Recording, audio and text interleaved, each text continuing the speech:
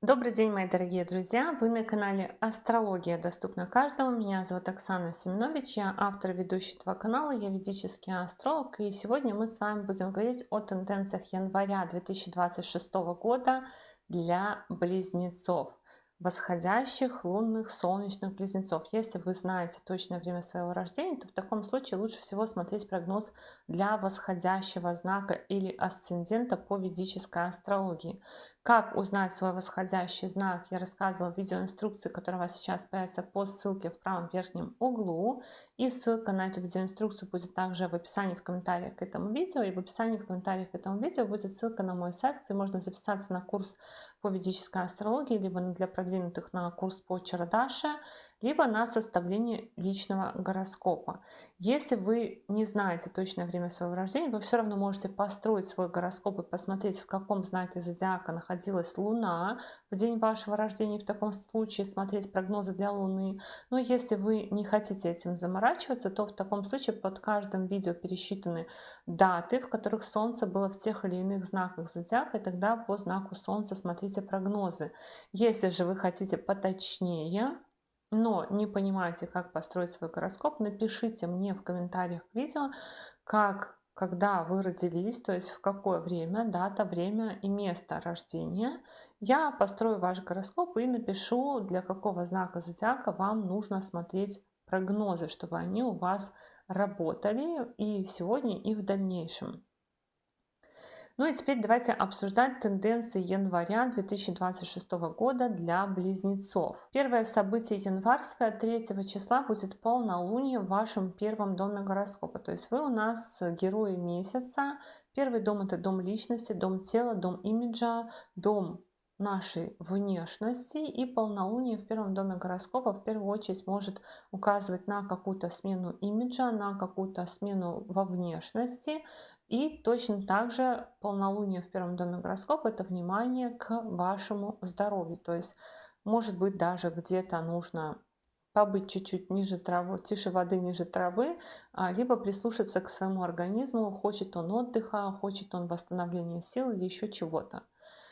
И я напомню, что мы входили в январь со скоплением планет в вашем седьмом доме гороскопа, в доме брака, партнерства и личной жизни. И январь эту тенденцию у нас потихоньку будет менять. Планеты будут постепенно покидать ваш дом гороскопа, отвечающий за взаимосвязи с людьми, такими как партнеры, коллеги по работе, коллеги по учебе, партнеры по браку и личной жизни и по бизнесу. С 13 января по 5 февраля Венера зайдет в ваш восьмой дом гороскопа. И Венера — это такой первый предвестник того, что в второй половине января и начале февраля у вас будет немножко такая турбулентность в вашей жизни. Хорошо провели январь, а в феврале пора браться за дело и решать все срочные вопросы, которые у вас накопились, которые вы, возможно, проигнорировали во второй половине декабря и в первой половине января. Значит, на что указывает Венера? Венера указывает на то, что может прерываться какое-то обучение, либо прерываться, отменяться какое-то мероприятие, которое у вас планировалось. И если вы учитесь, то может прерваться обучение, либо вы можете испытывать в этот период стресс, связанный с учебой. То есть если вы, например, учитесь и вам нужно сдавать экзамен, то лучше тщательнее готовиться, потому что вот эти транзиты, они могут создать комбинацию на то, что не все получается так, как хотелось бы. Какие-то волнения, переживания за детей. Ну, такого, я бы сказала, здесь кризиса какого-то серьезного нету, мягко. Также тенденция на то, что в каких-то поездках, в каких-то закрытых организациях могут происходить такие ситуации, когда вам придется что-то срочно решать. Например, поехали в поездку, а вам тут пришел вызов какой-то по документам, либо поехали в поездку, нужно срочно возвращаться. То есть какие-то поездки могут тоже обрываться, могут меняться ваши планы.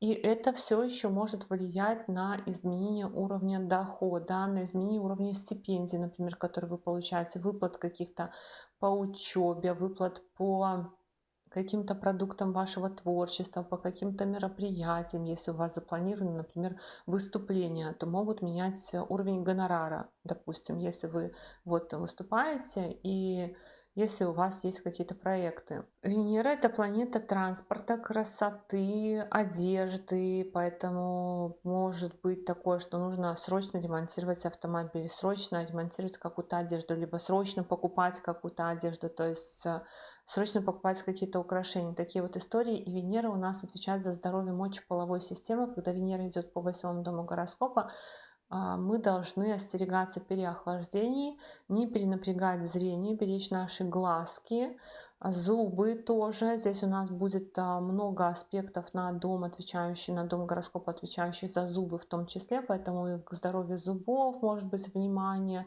начинается у вас к здоровью зрения. То есть вы, может быть, вы сами в этот период поймете, что вот, ну, пора, допустим, очки менять, пора сходить проверку какую-то сделать. Вот это вот начинается такая тенденция. С 14 января по 13 февраля в 8-й дом гороскопа заходит Солнце. Солнце создает тенденцию на прерванные переписки, либо на тайные переписки, то есть какие-то тайные договоренности с другими людьми. Кстати, Венера еще может давать тайные романы и влюбленности, и поэтому вы можете погружаться в какую-то тайную деятельность, тайное общение, либо если у вас до этого была какая-то активная договоренность, либо активные переписки, активное общение, то эти переписки могут просто заглохнуть, прекратиться на какое-то время. Например, вам предлагали работу, и человек, который предлагал работу, раз и перестал выходить на связь.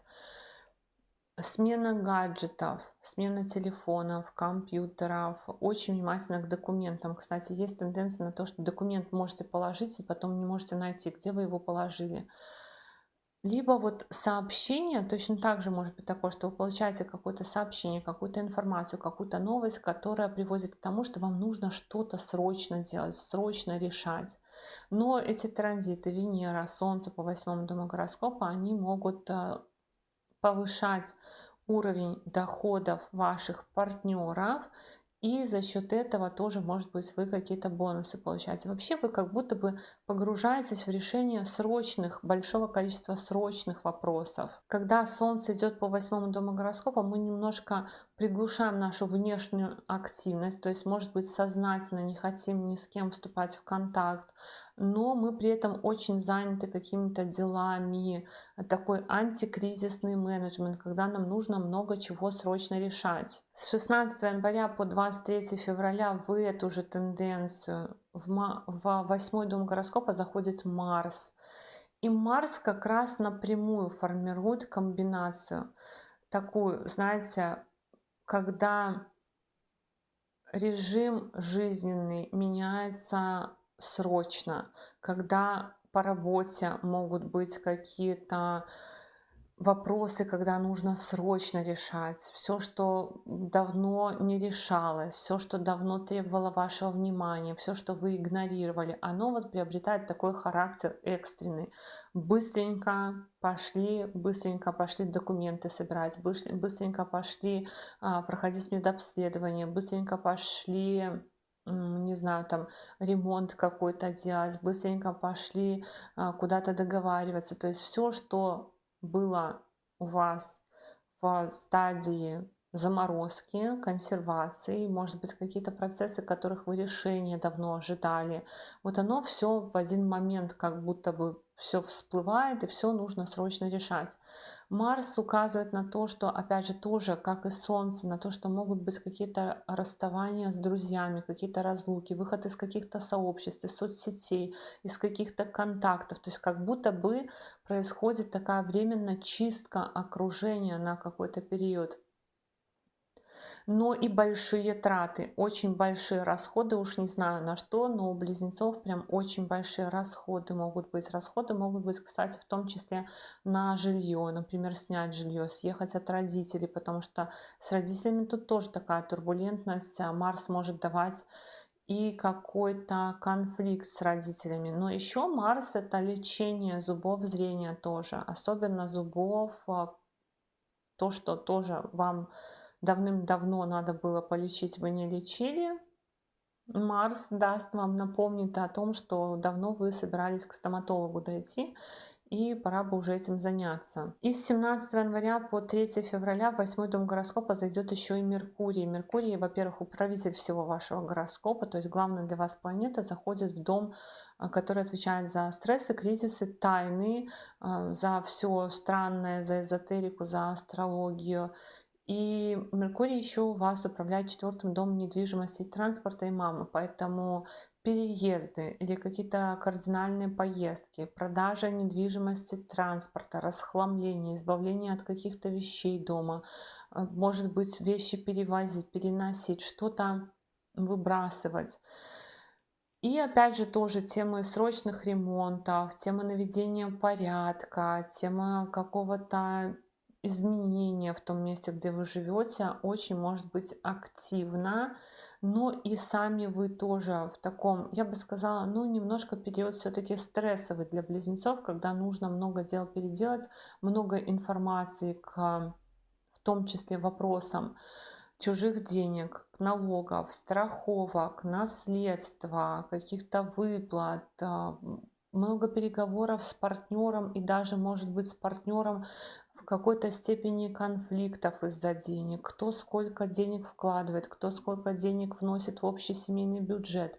Может быть, даже перераспределение, такие вот договоренности, как мы будем жить, как мы будем рассчитываться и все в таком роде. Ну и 18 января будет новолуние в этом же 8 доме гороскопа. Новолуние в 8 доме гороскопа — это то, что трудно прогнозировать. Это как и вот какая-то ситуация завязывается как раз-таки вокруг новолуния, которую нужно будет решать. Но также это и разрешение тех ситуаций, которые давно требовали какого-то решения, какого-то выхода. Это могут быть перемены по налогам, перемены по чужим финансам, по выплатам, которые не заработаны, пособиям. И по перемены, опять же, в партнерском отношении с деньгами, то есть вместе с вашим партнером общий бюджет, либо сколько партнер вносит в семейный бюджет, перемены в доходах у партнера тоже, если вы в отношениях, либо перемены в договоренностях с распределением, сколько кто в коллективе рабочем делает на общее благо. Ну, в целом, в принципе, можно сказать, что это все равно не такая очень длительная тенденция, потому что некоторые планеты прям очень быстро проскакивают этот знак и не будут прям очень долго находиться, поэтому, ну, на какой-то период, да, на конец января погрузитесь вы в такие срочные вопросы, но впереди нас ждет транзит по 9 дому гороскопа, по 9 дому удачи, поэтому за вот такой вот немного кризисной ситуацией, за немного такими кризисными транзитами наступают транзиты явно улучшающие, облегчающие, но это уже будет в феврале. Вот так, мои дорогие друзья, такой у нас с вами был прогноз на январь 2026 года для близнецов. Я благодарю вас за поддержку этого канала в виде ваших лайков, комментариев и обратной связи. Но если вы еще не подписаны на этот канал, то, конечно же, приглашаю вас подписываться. И до новых встреч. Пока-пока.